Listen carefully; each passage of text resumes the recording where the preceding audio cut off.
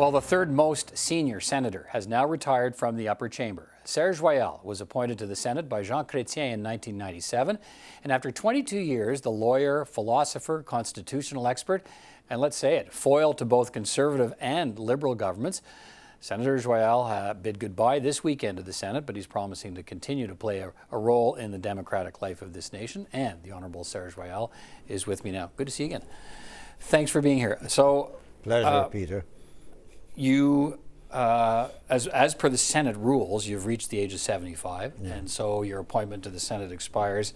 So I guess, first of all, happy birthday. Thank you. That was this weekend. Thank you. And then some birthday present. You're fired.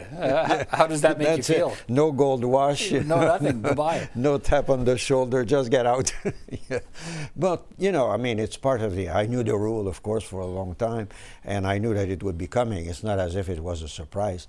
But I think that, you know, when you realize that your term will be over, you try to make the best of it. So in other words, even though I was coming close to retirement, my mind was not to say, okay, I will disengage myself progressively and, you know, and leave the spot to others. No, I remained committed to my responsibility. As you know, as up to last Friday, I was still the chair of the Ethics Committee, and according to an order of the Senate, I had to sign a report that was to be tabled with the clerk of the Senate last Friday. So it was my last gesture. This involved the future of Senator Bayak. Exactly, and it was a very serious report. We spent 4 days on that report, hearing witnesses and deliberating and thinking about what would be the best course for her and for the Senate. And what did you conclude? What's your Well, we concluded that for the time being, Senator Bayak need to be suspended to continue her training. And according to her own lawyer's letter, she expressed the will to continue the need, you know, for training, so that she had a better grasp of what's the Aboriginal history and background in this country. Which are the postings she put on her website and so on. Exactly, because there were 5 letters that were concluded to be of racist tone by the Senate ethics officer. And Senator Bayak was requested to remove those letters from her sites. So she's out. She would be out again then for this current Parliament again. I know there is no fixed date. It is for Senator Bayak to have the opportunity to have the training and to have a report from her trainer that she has satisfied the various objectives of that training program, and that the SEO report to the committee. So it is, in fact, on the responsibility of Senator Bayak to take seriously what the Senate has requested her to do and what she is willing to do, so that as soon as she has completed that course of action, the Senate could be informed that that has been achieved and that Senator Bayak would resume her seats. So it's not a sanction that is fixed to a determined period of time. It is for her to commit herself to do that. Right. I mean, you had to retire because the Senate rules say, you know, they have mandatory retirement at the age of 75. Do you think that should be changed? I mean, are you ready to go? Well, I'm not ready to go. I mean, in a way that, you know, I'm still I'm still very committed. As you know, I remain at the job up to the last minute, and I still have, touch wood, good health. You know, I'm very passionate about Canada and the challenges that, you know, countries has to face. And on the basis of the experience, and I should say the wisdom also that you accumulate through the years. Right, but is mandatory retirement for senators at 75? Well, you see, I mean, it's a massive constitutional But you know, Peter, issue. you have to understand that the retirement age was determined in 1965. In those days, the average age for women and men, for men was 72, 73, and for women 1 year or so later. We're all living longer now. So yeah, so now 50 years later, men live up to 81 and women 82, which is the average. So it means that there are some who will live much longer than that. And it's a question of commitment too. I think that if you're there just to sit there because you have nowhere else to go, well, I think that it's better to leave the place. But if you have a strong commitment to the institution, as I did myself, you know, last year I was chair of Legal and Constitutional Affairs Committee. I was vice chair of Rules. I'm chair of Ethics. So if I would be sloppy on my work, I think my colleague would have said, Serge, you know, time to go. You know, let's your seat to someone someone else. But I kept the trust of my colleagues all those years, and as I say, the experience and the perspective and the knowledge that you get from the country. Right, but you're not suggesting they should reopen the man, are you? No, I think that it's part of it's the constitutional law, and that law applies as much for the justices of the Supreme Court than it does apply to the senators. So if we would be reopening the age, it would be essentially on the basis of a charter value. Could you discriminate on the basis of age in terms of retirement those days? You remember Mr. Harper was ready to reopen the retirement age as, that is 65 to 67. He was reflecting the fact that people can stay longer now because we're in a different economy. You've been a staunch defender of rights in your time, both as an MP and as a senator, especially language rights. In the 70s, you said you sued the Pierre Trudeau government. Of course I did. Mr. Trudeau's father. Right, you know? yeah. I mean, over the language of air traffic control in this country. You took the Harper government to court over Senate reform, but you also sided with the Harper government on changing the rules of succession to the British throne. And you've taken this government to court to get it to adopt a French language version of Canada's constitutional documents. And this speaks to the reason I'm raising all of this, because there's this great debate about whether the Senate's independent and so on.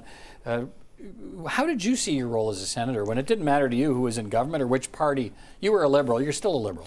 Well, I'm still a Liberal. I mean, probably more Liberal. But you weren't afraid to take on Liberal governments? Not at all. On the contrary, I think I do, of course, that in all respects for the responsibility of government. Mr. Trudeau's father had a responsibility for his government. He was the one, that introduced the Official Languages Act in '69. And when his Minister of Justice, then Otto Lang, adopted a regulation prohibiting the use of French in the cockpit, I thought it was totally contrary to the principle of the very act that Mr. Trudeau's government had introduced in Parliament. The same with, the Constitution of 1867, still in English only after 152 years. So it seems to me that there is, Canada evolves, and government have to take the responsibility at the level of the principle they declare that they would be living to. Let's talk about what you leave behind. A Senate that is now, it's now styled as much more independent. Do you believe that's true, and do you believe the changes made by Justin Trudeau have been for the better? Well, there is never a perfect solution to any of such issue. There are pros and cons. Mr. Trudeau was to avoid the situation in which Mr. Harper found himself, whereby he could order senators to vote in such a way for such an issue. And we saw the Duffy, Wallen and Brazeau affair and whatnot. And there was a need to reestablish an arm's length relationship with the government, so that the Prime Minister cannot phone, the Senate and say, you have to go in this direction. Because if that is the situation, how can we exercise sober second thought? Sober second thought means that the conclusion might be different than what the government has concluded, what the House of Commons has concluded. So there has to be some kind of an arm's length, I should say, distance. But Mr. Trudeau decided that the party allegiance is an obstacle to the independence of the Senate. And you don't believe that? I don't think so. I mean, I don't want to put myself as make myself an example, but I am an example of somebody who, for not only 23 years, but the 10 years I've been in the House of Commons, where I've been totally independent, because I thought that I had arguments, and when my arguments had to be tested in court, and when the court pronounced on those arguments, and the government failed in court, well, I think I'm justified to take those initiatives. Right, but then there's the argument. So you're saying you can be a partisan, appointed as a partisan, but you can still exercise independent. But, absolutely. But does the record of the Senate show that for all senators? Well, people would look at it and say, well, no, in a lot of cases, the senators just simply rubber stamp. Oh, that's not true at all. Let's take the last bill that we have adopted, last year, the Access to Information Bill. I don't know if you remember that. The justices were compelled to publish all their expenses by the last token with their name, and today with the internet, any crackpot can follow on a justice and go after a justice, and we can can relive a situation we've known with a former justice from the federal court being killed by somebody who was unhappy with the decision. So now that with the internet, if you do that, there are risks to do that, and justices cannot defend themselves. They cannot come here and be questioned by you because they have to remain, as you know, independent and to remain out of the fray. So there were essential elements to that bill introduced by the government, voted by the House of Commons, comes to the Senate, and we had to question this. Can we accept that? This is a fundamental principle of our justice system, that the courts are independent from Parliament. Right. So we fought the government on that, and the government finally adopted our amendments. Do we have a more independent Senate today as you leave than we had 5 years ago? There are more independent senators that we know in principle by the number and by the label, but the proof is in the pudding. You know, show me the bill and tell me if on a bill that is found wanting, those senators want to stand up and can maintain their position and live by the conclusion that they have come to. That's where you can say if they are independent or not. And is that what you've seen? There has been an improvement. But as I saw with medical assistance in dying, you remember that bill 4 years ago. Well, there were less, you know, the number of independent senators were in smaller number than they are today. But suppose the same issue happens today, okay? That the House of Commons adopts something, a section of that bill that is found contrary to the Charter of Rights and Freedoms.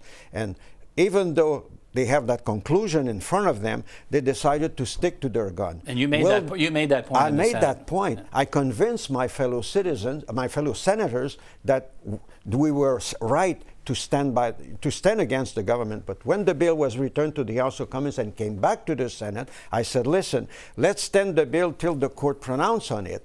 But the senators, a majority of senators, decided to yield to the government. And now the court has now, 4 years later, and you and me are exactly in the same position that I told you 4 years ago. Don't do that, you're going to go against a brick wall. Right. So in those conditions, those are exceptional conditions, Peter, but they happen. And we're still back to those same issues. All right, Serge Joyal, enjoy the retirement, although for you, I know it doesn't mean not doing anything. You've got lots of plans to stay busy. I know we'll keep hearing from you. Well, I'm still a member of the Liberal Party, you know, so I can challenge the leader, I can challenge the policy. I have the freedom to do it if I come to that conclusion. We'll look forward to it. Serge Joyal, always a pleasure. Thanks. Pleasure, Peter, and thank you so much for your welcoming in this studio for all those years. Thank you.